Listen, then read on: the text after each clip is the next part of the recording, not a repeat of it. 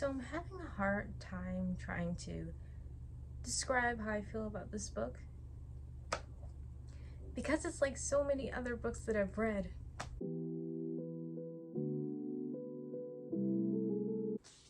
Hello, so today we're going to be reviewing These Hollow Vows by Lexi Ryan.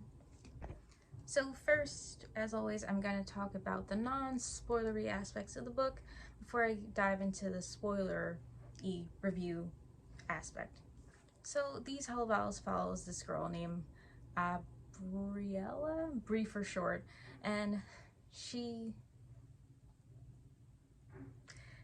lives in a world where there are humans and there are fae on the other side of like this portal thing, and she hates fae. Big surprise, right? So full disclosure, a lot of this book is going to be me not trashing it, but definitely there are going to be a lot of comparisons to a lot of other series, most notably A Court of Thorns and Roses, From Blood and Ash, and The Cruel Prince, because literally this book is just a big mashup of just those three books. So honestly, if you read those three books, you read this book at this point, honestly. But yeah, Brie, she hates fae, but you know, she's poor, she's struggling, her mom's dead, because of course she is. So she's taking care of her sister, but along the way, some bad things happen, and she ends up on the fae side. And then she ends up having to compete to win the heart of a fae prince because her sister gets kidnapped and taken into the fae realm. But the guy she had a crush on the whole time is actually the fae prince, Prince Rowan / Sebastian, which is his name that she knows him by. And along the way, she ends up kind of being the spy for the Court of the Moon, which sounds very similar to something else. And there's a character called Finian that is part of the Unseelie court. So there's two types of big fae courts, the Seelie, the Unseelie, and like the wild fae. And yeah, she ends up kind of going behind Sebastian / Prince Rowan's back in order to get these three objects to help, you know, rescue her sister from being held captive by this guy, King Mortius. Although he's not technically the king. There's some stuff going on there. But it's so hard because I don't know how I feel about this book yet. And I finished it a couple days ago and still don't know how I feel, because it's like, well, I should like it in theory, right? Given the fact that it's a combination of some of my favorite series. But that's also kind of why I don't know how I feel about it, because for starters, the main character, she looks very familiar, right? And of course there are a lot of redhead characters, but it's just her backstory, the fact she has red hair, the fact that she has a scar from a part of her backstory from her childhood where something went wrong. Reminds me a lot of Poppy from Blood and Ash. But then if you notice the two male love interests, so the one, Sebastian / Prince Rowan, he has blonde / white hair that's long and tied back, with sea blue or sea green eyes. He's fae, by the way. And there's also Finian, who has kind of the shaggy dark hair, and then he has silver eyes. And it just, I think I saw like some kind of fan art of this, and I was just like, these two characters look eerily like Tamlin and Rhysand from A Court of Thorns and Roses. I wonder if there's a connection there. And of course, similarities don't stop there, but without like spoiling too much, a big aspect of like the character's backstory, as well as like the love interest, and like it's a mixture of like superficial things, but also things that are like a really big part of the plot. Even like some of the plot twists are like things I've sort of seen before. So like I said, if you've read those books and you're like me, you would be reading it and being like, well, oh, this is obviously gonna happen because of course, and then the next page it happens because yeah, that's what happens here. And I think we're at a point where a lot of YA novels do have sort of this formula, especially if it involves fae. It's always like this formula of like, oh, well, of course the main character hates fae, but then she ends up falling in love with one because we have to do that. And it's like, in of itself, I don't have a problem with that trope, but it's like, it's starting to get a little tedious here. But I'm gonna start getting to more spoilery things, so if you haven't read the book, come back after you've read it, or if you don't care at all, yeah, just stick around, I guess.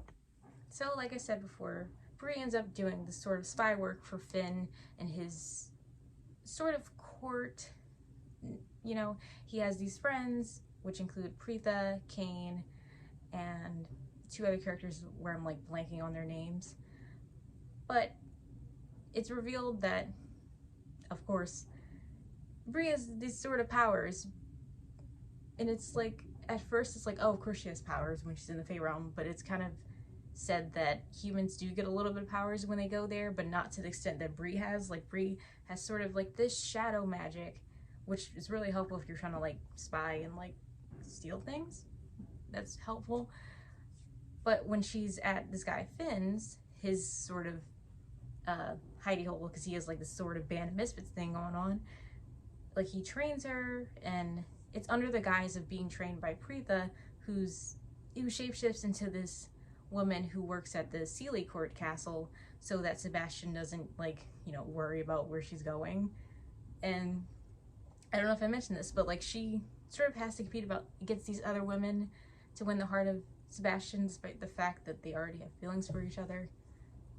Yeah, but of course the queen, Sebastian's mother, doesn't really know this, so they had to kind of play along like he's flirting with these other girls and that she's not like the one he's been kind of looking at this past couple years since they've known each other. But yeah, along the way she runs into a whole bunch of danger, and this is okay where like the twists start to come in, sort of. So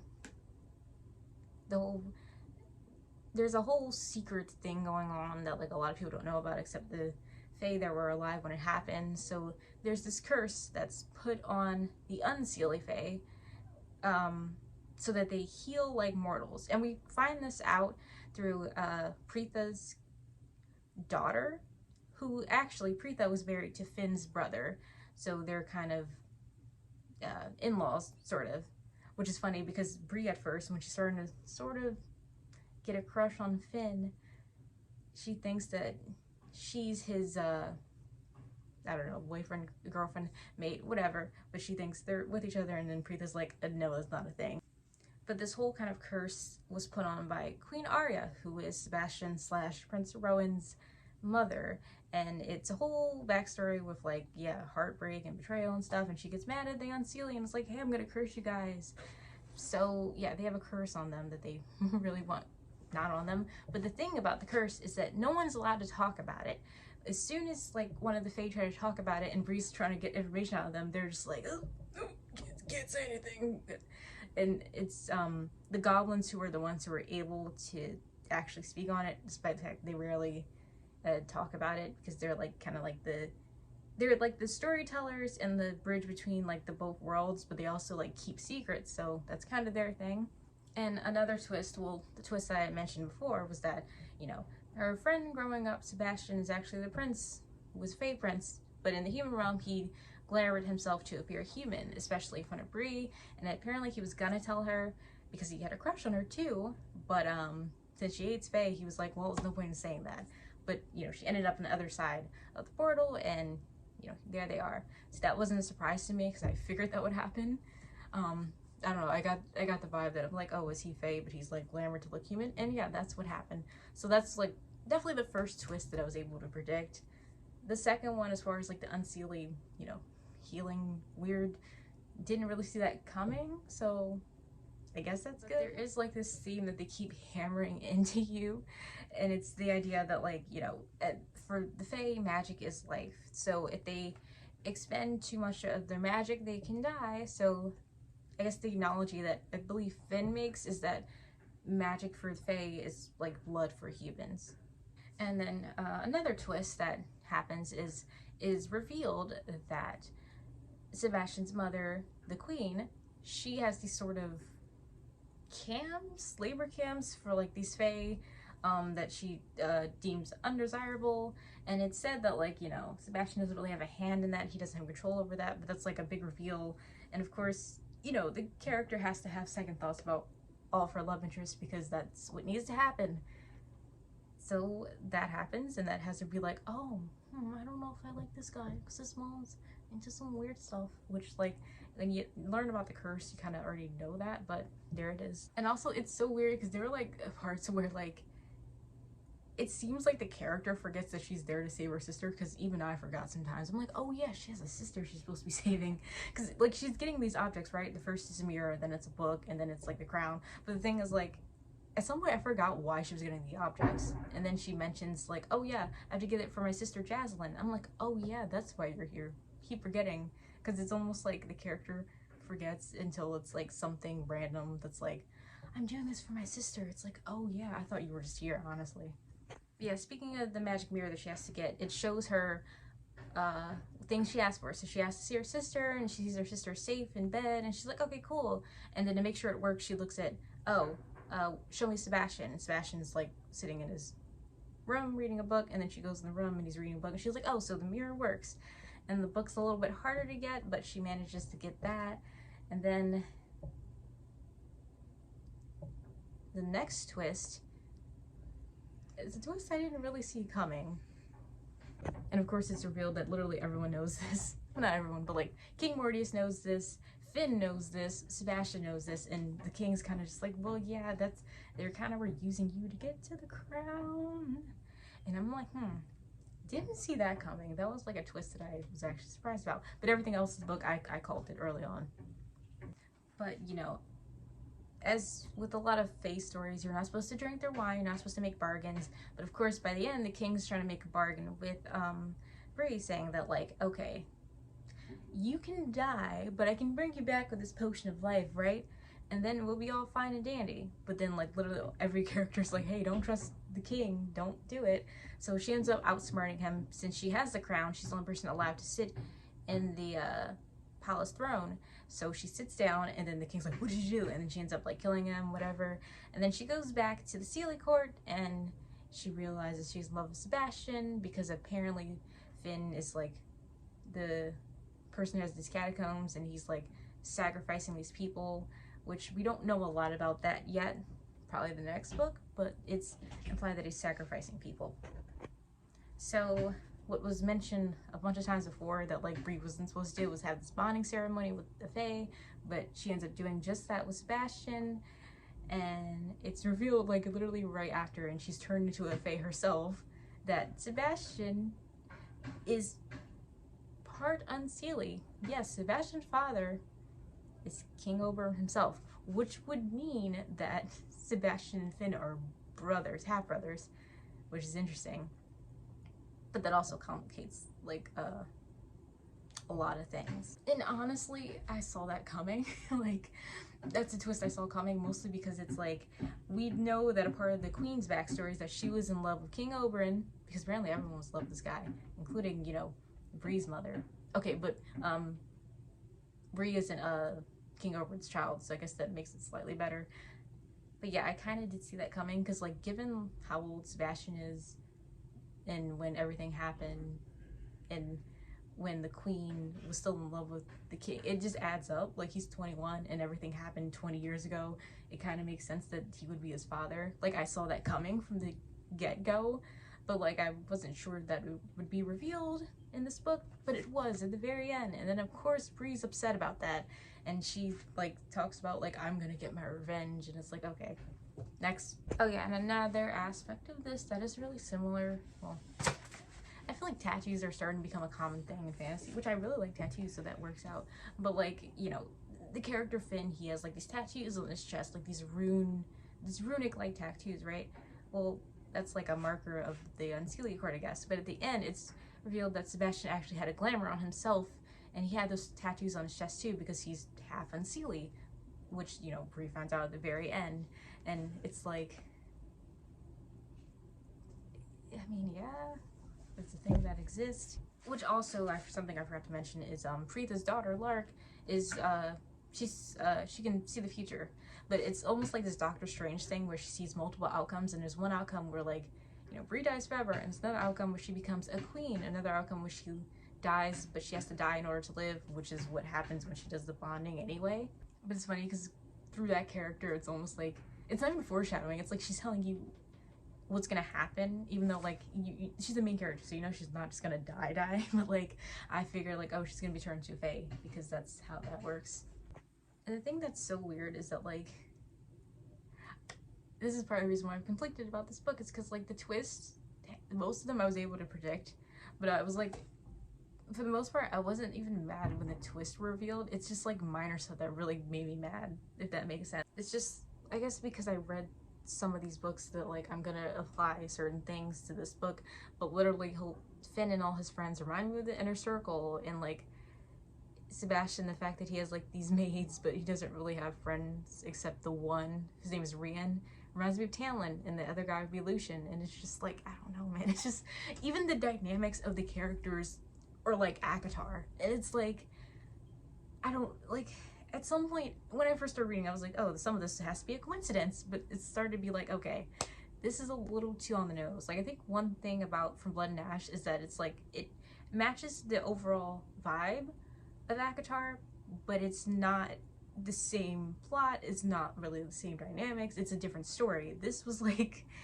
a combination of that and The Cruel Prince, and literally like, it's kind of like, you know, spies, and as far as like finding like 3 items that they need to like get her sister back and all that, which, yeah, is very Cruel Prince-esque, especially the fact that like she's making like these sort of deals with like this goblin guy. She has to cut off a lock of her hair because goblins like the hair, and she has to be like, hey, tell me the secret. You know, it is like very Jude-esque, but like, and that's another thing about the character. It's like the character is almost like a conglomeration of just like every YA fantasy character within the past 5 years, and I don't know if that's a good or a bad thing, or if that's just the result of, you know, obviously ideas don't exist in a vacuum. You're inspired by the things you read, and I think the author maybe was inspired by the things she read and really liked, you know, certain aspects of certain books, and I don't blame her, but at the same time, there are certain things that are a little bit too on the nose. And like, another thing about the main character Bree is that like there are some characters, I'm gonna again compare these to other books, but like, for example, Jude, she knows how to fight, use swords, something she knew how to do before the story. Even Feyre and ACOTAR, she knew how to use the bow and arrow before the story. Like, you know, it's well established that these characters can do things, but like, I do like that, you know, she's being trained to like, you know, use her shadow powers, learn how to fight. But it's like, it literally goes from her not knowing how to use the powers at all to her being able to break a guy out of prison using her shadow powers. And this happens within a couple, chapters away from each other. And I'm like, okay, sure, maybe I don't know how much time passed exactly, but probably not long enough to do all that, especially when another character literally said, hey, you probably can't do that, and then she does it, and we're just like, okay, all right then. And then like, I feel like something that like kind of bugged me was like how fast she started liking Finn. And even though like by the end of the story she's like, is still kind of being like, oh, Finn's just a friend, but like, at least like with ACOTAR, for example, Feyre had time to actually like Rhys. Whereas this is like, she's put with this guy, and then obviously she thinks he's attractive right away, but it's like, even when you can kind of see the seeds of her liking him, it happens earlier than like you would think. I don't know, like, it's hard to explain. It's like a very right away thing when you would think it would take a while, especially if she's in love with Sebastian. And I get that like she's conflicted because she wasn't expecting this guy to be Fae, let alone him be a prince, so she's caught off guard. But it's like, geez, you barely, I don't know, there's a lot going on here. But I don't know, I guess I should point out like what I liked about this book. And part of me knew that I would sort of like it, given that like the description in Goodreads literally says it's a combination of A Court of Thorns and Roses and The Cruel Prince, and I was like, I'm gonna love this book. And when I read it, I was just like, maybe this was a little too much like the aforementioned books. Like, I don't know, I thought it was gonna be like similar, but not like almost the same. But I guess I do like that, like, if you're gonna do a love triangle, make both love interests somewhat likable. And I think like, okay, I kind of prefer Finn, but like, I guess Sebastian isn't doing like a full Tamlin thing. Like, maybe in the next book he gets to explain himself, but I'm already predicting how this is gonna go based on the stuff I read before, and I think I know how this is gonna go. But anyway, at least the love interests aren't like too sus, but like they're both like suspicious with certain things, but then they're also like nice to Brie, and I don't know, I don't even know how to explain my thought process here, but this is a love triangle that like I don't mind for some reason. But then the logistics of it get weird because it's like, okay, so King Oberyn is Sebastian's dad, but also Finn's dad, but also Brie's mom's ex-lover. That's a little weird. I don't know, like that's a little weird. Like there's a little bit too much like stuff going on with that. And this is coming from someone who literally read all the Thornchapel books. This is coming from me. Yeah, I guess the final verdict is like, I'm really confused about this book because I sort of like it, but I like it because it reminds me of other books, but that's also why I don't like it, because it reminds me too much of other books. And I'm definitely gonna read the next one. But like, still, I hope the next book gives something different, a little bit more originality, because everything, including backstory, felt, you know, similar to other things. So I just feel like I am hoping that, you know, the author, you know, branches out from like these common tropes used in any kind of YA fantasy, fae-based stories. And should you read these Hollow Vows? I mean, I think if you're a comfort reader, like meaning if you're prone to rereading books because they make you feel comfortable and you already know what's gonna happen, but like in a good way, then yeah. Like but also like if you like making fun of books for being predictable, you should definitely read it. Because it's fun to be like, this is gonna happen, and then literally the next chapter that exact thing that you predicted was gonna happen happens. Or like it doesn't happen exactly that way, but it happens in some sort of other way, and you're just like, well, I knew that was gonna happen somehow. It is fun to kind of play that game of like, how predictable is this? Like, I used to not want that, but now I'm just like, you know, I kind of like the aspect of like knowing ahead of time. You know, like I like twist, but like I also like being able to like see a twist through foreshadowing, but not through like just knowing. And I guess that's on me for, you know, reading a lot of books that are similar to this. And I feel like if you've never read, you know, Akatar or For Blood and Ash or The Cruel Prince, then maybe you'd be really surprised reading this. Who knows? You probably would be. But like occasionally with YA fantasy, sometimes it's surprising. It's really good. Like you have Strange the Dreamer, books like that, that's like, whoa, I didn't think it was gonna go in this direction. And then you have books like this where it's like, it can be an enjoyable read, but at the same time it's like, okay, well, I knew that was gonna happen. So it's not bad, but it's like just thrown out there, a little predictable. But those are my thoughts on these Hollow Vows. If you guys enjoyed this video, please subscribe for more book related content, and I will see you next time. Bye bye.